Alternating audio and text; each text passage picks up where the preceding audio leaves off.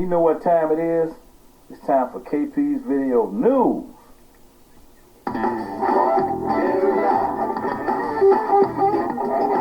KP's Video News, y'all. KP's Video News, y'all. KP's Video News, y'all.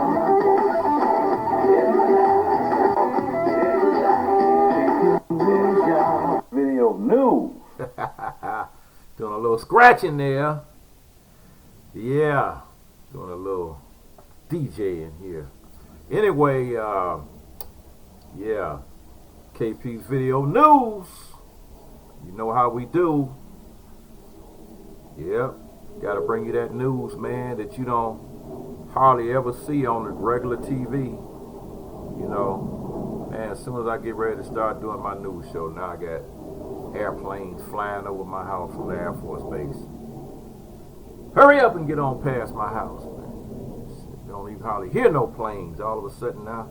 As soon as I get ready to get started doing something, here they want to go. Anyway, I got some stories here today, man, that some of them will catch you and some of them will upset you. And this first one, man, is really upsetting to me. And it was a black woman that was missing. A black woman that was missing for 12 days before she was found dead in the inside a parked police van in Alabama. Missing for 12 days. Surveillance footage released by the Huntsville Police Department on Friday showed Christina Nance, 29 years old, going into the van, parked outside police headquarters, and moving around on September 25th.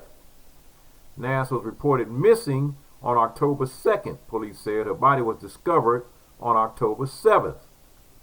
And it was reported that an officer walking past the van, which is old and was not being used, noticed Nance's body. Nance's family, now being represented by attorney Ben Crump, stated that they're looking for answers. We will get to the truth of what happened to Christina Nance, Crump said in a tweet. We lift up Christina's family with prayer as they mourn this devastating loss. The initial assessment by the coroner's office showed no signs of trauma or foul play, and autopsy is scheduled. And in the Friday press conference, Huntsville Deputy Police Chief stated surveillance footage showed someone believed to be Nance wandering around the parking lot outside police headquarters on September 25th. The person enters the van and footage shows movement in the van until September 28th. So that's three complete days. You got video. Nobody ever went out there to examine it. However, police said that Nance's family said they saw her on the 27th. Nance's family told a local news outlet that the video was not clear enough to show that the person getting into the van was Nance, and said they still don't have answers. The dates were off. The times were off on the video, and it was unsettling to know that we came down here for video footage for confirmation, and we felt as if we didn't get that, Nance's family stated. And it was also reported by the police that the van in question was used to transmit inmates so that people could get in but can't get out. In the press conference, it was stated that Nance would not have been able to get into the van. Should not have been able to get into the van. It's accountability issue on our part. The deputy chief stated that should not have happened, and now we have to look at that, and we have to make sure that we have things in place so that it does not happen again. Cars go by, people walk nearby the van.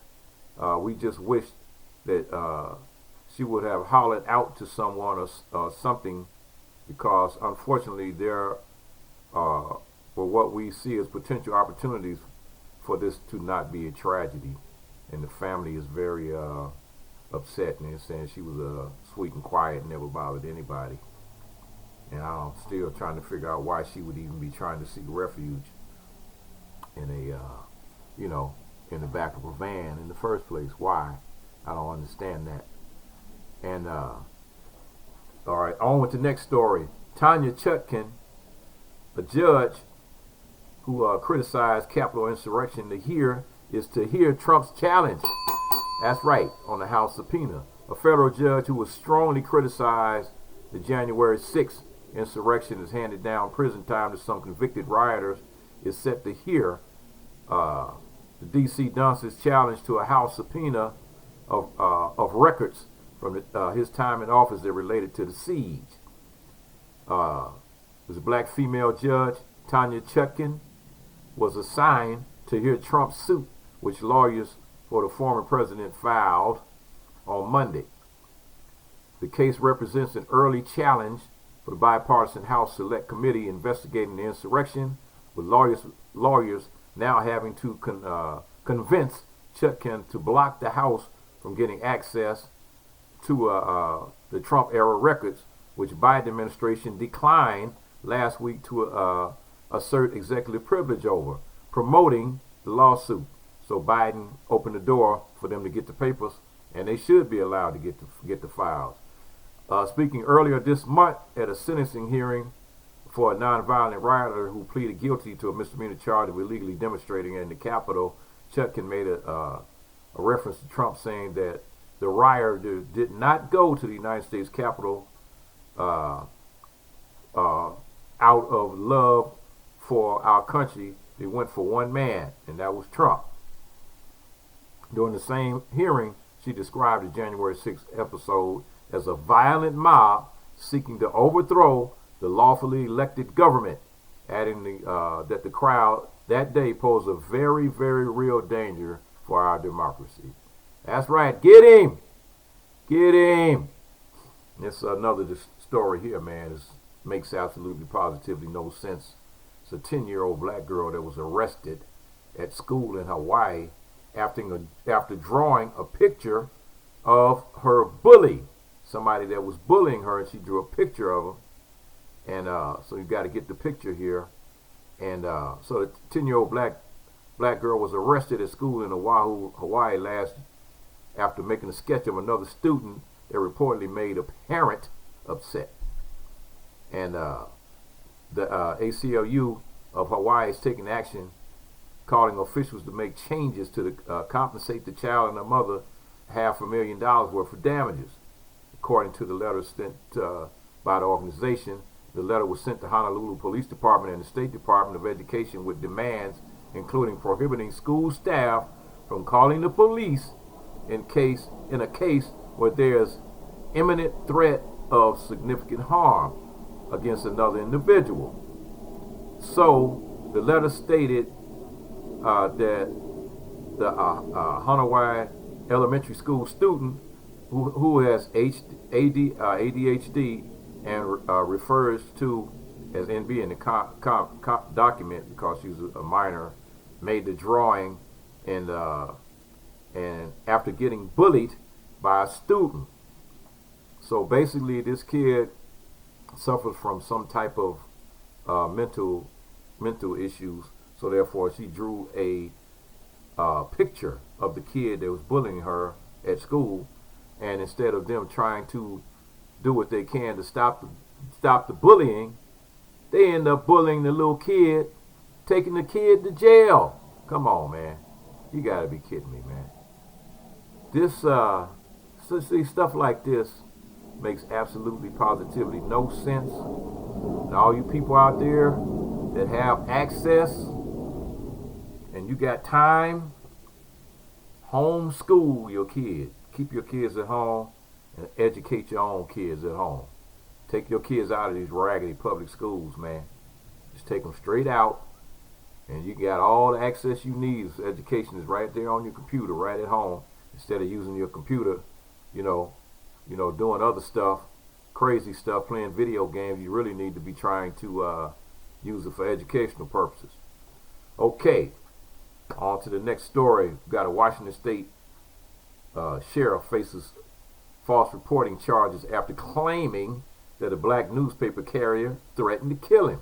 So this is the sheriff now lying, just straight out lying, talking about a black guy that was out delivering papers. Well, let me read the story here. It's the sheriff in Washington State is facing charges after previously walking back his claim that a black newspaper carrier was stopping at different houses in his neighborhood and threatened to kill him. State Attorney General Bob Ferguson charged the Pierce County Sheriff Ed Troyer with 1 count of false reporting and 1 count of making a false or misleading statement to a public servant in Pierce County District Court. The Attorney General's office released a statement of probable cause on Tuesday that alleged Troyer followed Cedric Altheimer, a black newspaper carrier, through his neighborhood before calling police to make a false report that Altheimer threatened to kill him. Troyer initially stated on 911 operator that Altheimer had blocked his car in and would not let him leave, then reversed course and said that he had blocked Altheimer in with his car. Man, just lying all the way.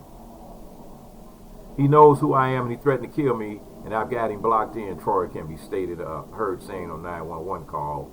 Troyer later walked that back on his claim, threatened that, they're saying that Altheimer threatened him in a police report, and he never, Altheimer never threatened him, the police report states.